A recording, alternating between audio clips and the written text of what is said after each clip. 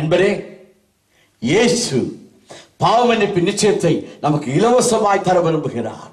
உங்கள் வாழ்க்கையிலே நீங்கள் சுத்தமுள்ளவர்களாய் காணப்படும்படியாக, உங்கள் இருதயத்திலே சுத்தமுள்ளவர்களாய் காணப்படும்படியாக, உங்கள் பார்வையிலே, உங்கள் செயல்களிலே, உங்கள் நடக்கையிலே நீங்கள் சுத்தமுள்ளவர்களாய் காணப்படும்படியாக ஆண்டவர்கள் பாவங்களை மன்னிக்கும்படியாய் விரும்புகிறார். உலகத்தில் பரிசுத்தவானாய் வாழும்படியாக பாவ மன்னிப்பு நிச்சயம் நமக்கு தேவை. ஆண்டவராக இயேசு மட்டுமே அந்த நிச்சயத்தை நமக்கு தர முடியும். ஆண்டவராக இயேசு மட்டுமே நம்மை கழுவ முடியும், நம்மை சுத்திகரிக்க முடியும். வேதம் சொல்லுகிறது, ஆண்டவராக இயேசு கிறிஸ்துவின் இரத்தம் சகல பாவங்களை நீக்கி நம்மை சுத்திகரிக்கும். நண்பரே, இன்றைக்கும் கல்வாரியிலிருந்து ஒழுகி வருகிறதான அந்த இரத்தத்திலே நீங்கள் கழுவப்பட வேண்டும். உங்களை ஒப்புக்கொடுங்கள். வேதம் சொல்லுகிறது, சங்கீதங்களின் புஸ்தகம் 32வது அதிகாரம் 5வது வசனத்தில் வாசிக்கிறோம், விதமாய் வாசிக்கிறோம். நான் என் அக்கிரமத்தை மறைக்காமல் என் பாவத்தை உமக்கு அறிவித்தேன், என் மீறுதல்களை கர்த்தருக்கு அறிக்கையிடுவேன் என்றேன். தேவரீர் என் பாவத்தின் தோஷத்தை மன்னித்து. ஆண்டவர் என்ன செய்தார்? ஏன் நமக்கு பாவ மன்னிப்பு நிச்சயம் அவசியம்? ஆண்டவர் நம்முடைய பாவங்களின் தோஷத்தை அவர் மன்னிக்கிற ஆண்டவர், மன்னிக்கிற ஆண்டவர். எனக்கு அறிவியார் நண்பனே, வேதம் சொல்லுகிறது, பாவம் செய்கிற ஆத்மா சாகும் என்று வேதம் சொல்லுகிறது. ஒரு மனிதன் பாவத்திலே வாழ்வானானா அவருடைய வாழ்க்கை பாவத்திலே முடிந்துவிடும். ஆனால் ஒரு மனிதன் ஆண்டவருடைய சமூகத்தில் வந்து தன்னுடைய பாவங்களை மறைக்காதபடி, ஆண்டவரே பாவியாக என் மேல் கிருபையாயிரும், என் பாவங்களை மன்னியும் என்று கேட்கும் பொழுது ஆண்டவர் அவனுடைய பாவத்திலிருந்து, அவனுடைய பாவத்தின் தோஷத்தை மன்னிக்கிற ஆண்டவராயிருக்கிறார்.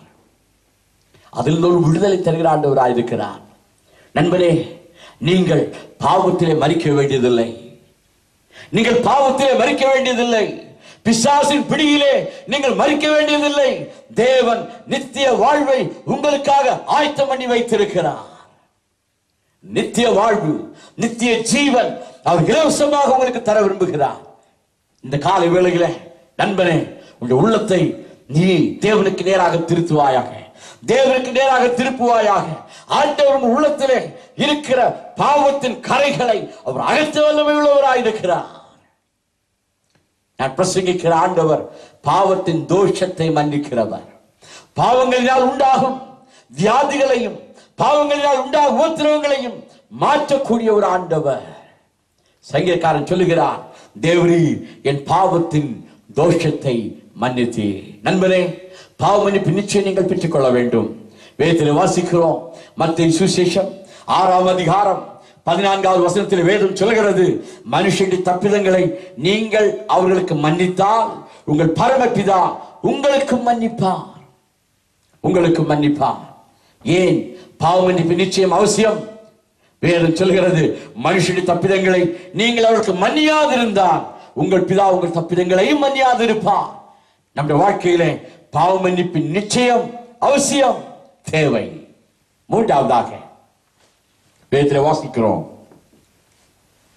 பாவ மன்னிப்பின் நிச்சயத்தினாலே நம்முடைய வாழ்க்கையிலே எவ்விதமான ஆசீர்வாதங்கள் உருவாகிறது. The outcome of God's forgiveness, the outcome, the result of God's forgiveness.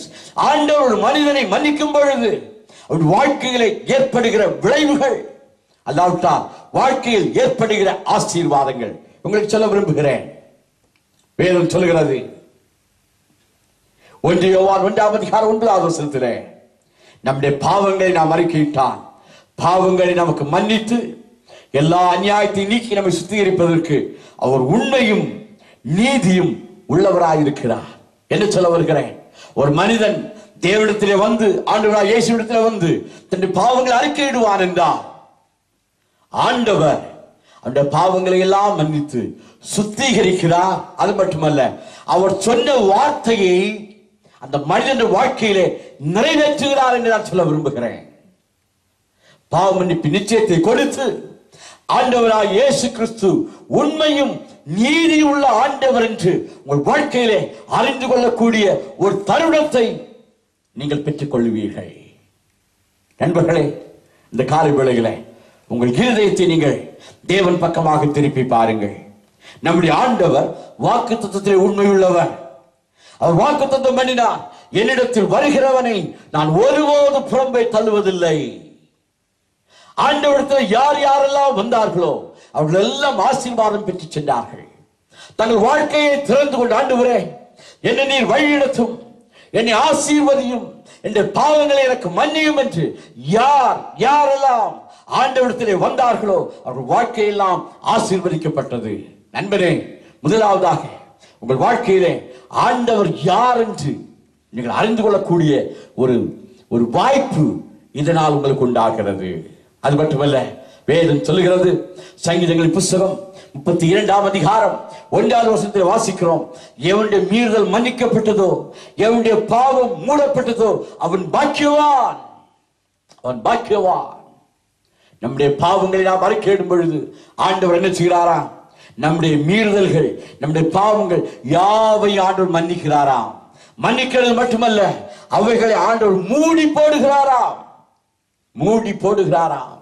வேதம் சொல்கிறது, எவனுடைய மீறுதல் மன்னிக்கப்பட்டதோ, எவனுடைய பாவம் மூடப்பட்டதோ அவன் பாக்கியவான்.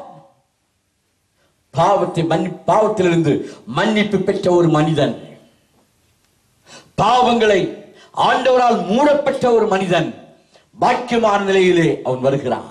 நண்பர்களே, இந்த காலை வேளையிலே நீங்கள் அறிந்து கொள்ள வேண்டும், உலகத்திலே நாம் பெற்றுக்கொள்ளுகிற எந்த காரியம் பாக்கியம் அல்ல.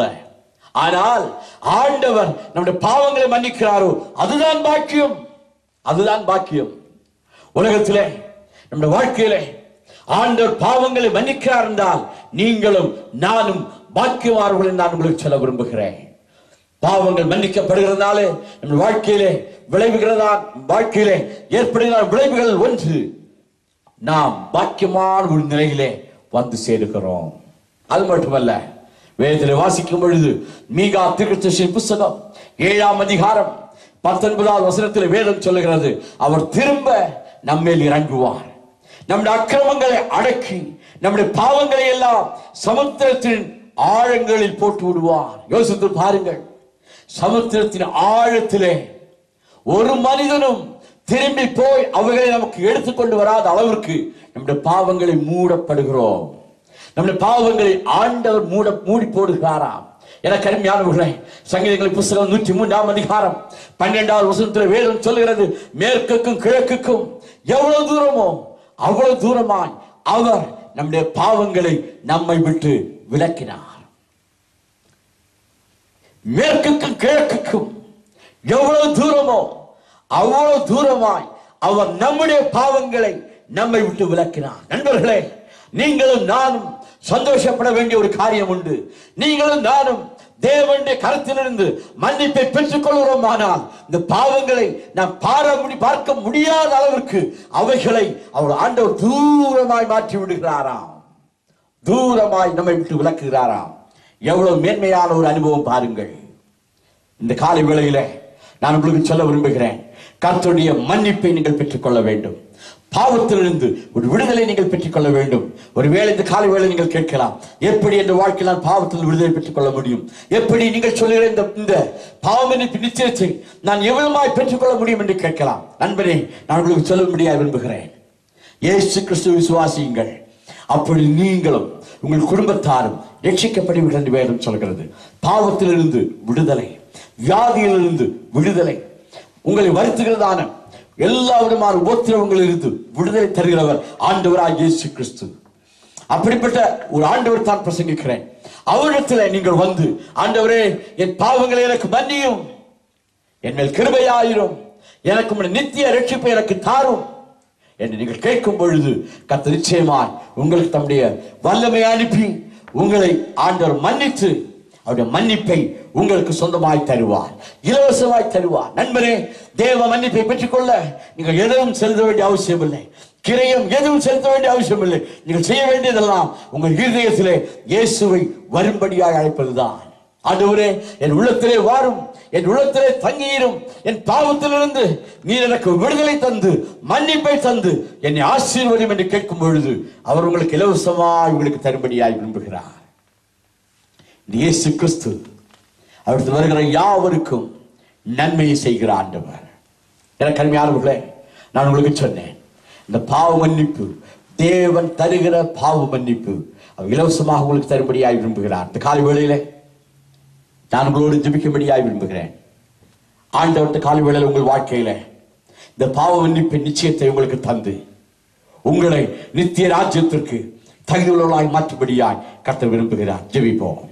பரலோக பிதாவே, நசரேயனாகிய இயேசுவின் நாமத்தினாலே உம்முடைய சமூகத்தில் வருகிறோம்.